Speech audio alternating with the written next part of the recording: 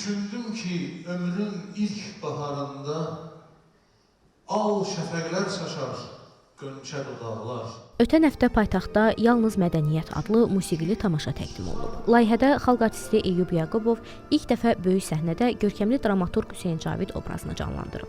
Mənə o qədər doğmadır ki, Hüseyn Cavid.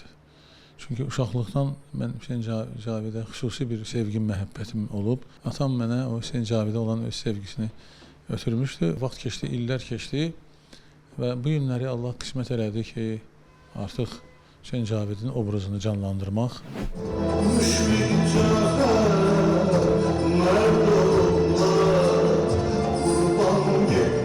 Tamaşada Hüseyn Cavidin həyatının müxtəlif məqamları, sürgün illəri səhnə dili ilə təqdim olunub. Musiqi, poeziya, xoreografiya hamısı qarışıq, ümumi bir kontekstdə həm dövrü canlandırır, ağır dövr idi, repressiyalar dövrü idi. Həm də eyni zamanda orada xatirələr var, xəyallar var, xülyalar var. Onları çalışdıq ki, ancaq bədbinlik, dərd bundan ibarət olmasın. Onun elə fikirləri, elə sözləri var ki, onlar nəinki keçmişdə qalıb, nəinki bugün, hətta gələcəyə belə bir mesajdır.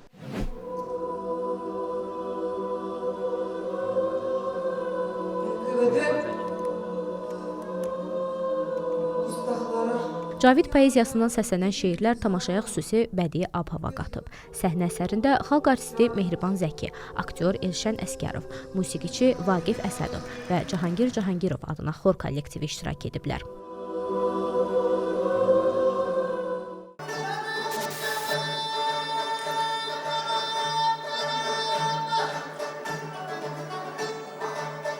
Mədəniyyət Nazirliyinin regionlarda teatr prosesini canlandırmaq və teatr sahəsində çalışan kadrların peşəkarlıq səviyyəsini artırmaq məqsədi ilə həyata keçirdiyi Öyrədərək Öyrənirəm layihəsi çərçivəsində növbəti səhnə işi tamaşaçılara təqdim olunub. Nazirliyin dəstəyi ilə gənc rejissor Fuad Cavadzadənin quruluşunda Ağdam Dövlət Dram Teatrı Mirzə Fətəli Axundzadənin məşhur piyesi əsasında hazırlanan Müsyo Jordanın Qarabağ sərgüzəştləri tamaşasını səhnəyə qoyub.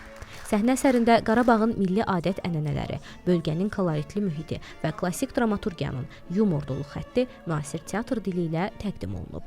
Burada fikir, ideya Qarabağın belə deyək, adət-ənənələrin təbliği və tərənnümü üzərində qurulub. Əsərdən fərqli olaraq Müsyo Jordanın Qarabağa gəlməsi, oranın adət-ənənələri ilə tanış olması və Müsyo Jordanı özü ilə Fransaya aparıb Qarabağın adət-ənənələrinin Avropa xalqlarına təbliğ və tərənnüm etməsi məqsədi üçün aparır.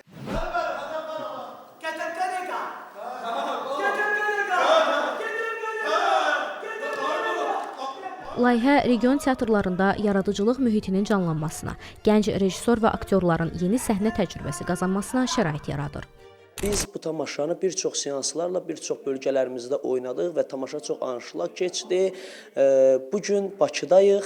Rolum Müsyo Jordandır. Bu mənim üçün fəxarətli və çox statuslu bir roldür. İcazə verin, mən də öz təşəkkürümü bildirim sizə. Müsyo Jordanın Qarabağ sərgüzəşləri tamaşasının Bakı premyerası Azərbaycan Dövlət Milli Gənc Tamaşaçılar Teatrının səhnəsində baş tutub.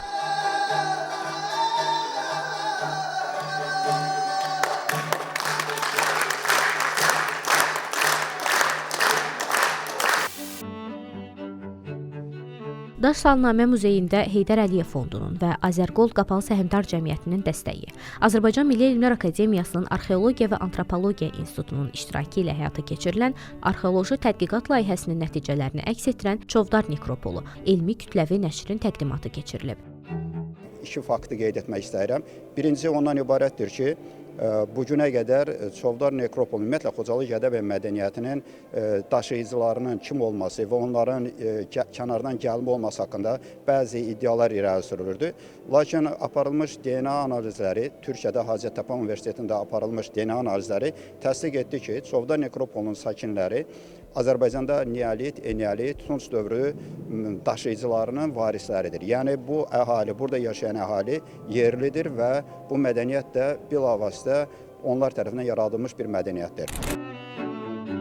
Qeyd edək ki, Çovdar Nekropolu kitabı bir neçə il davam edən arxeoloji araşdırmaların nəticələrini özündə əks etdirən elmi publisistik nəşrdir. Azərbaycan və ingilis dillərində hazırlanan kitabın məqsədi Çovdar Nekropolunun zəngin tarixi mədəni irsini geniş ictimaiyyətə təqdim etməkdir.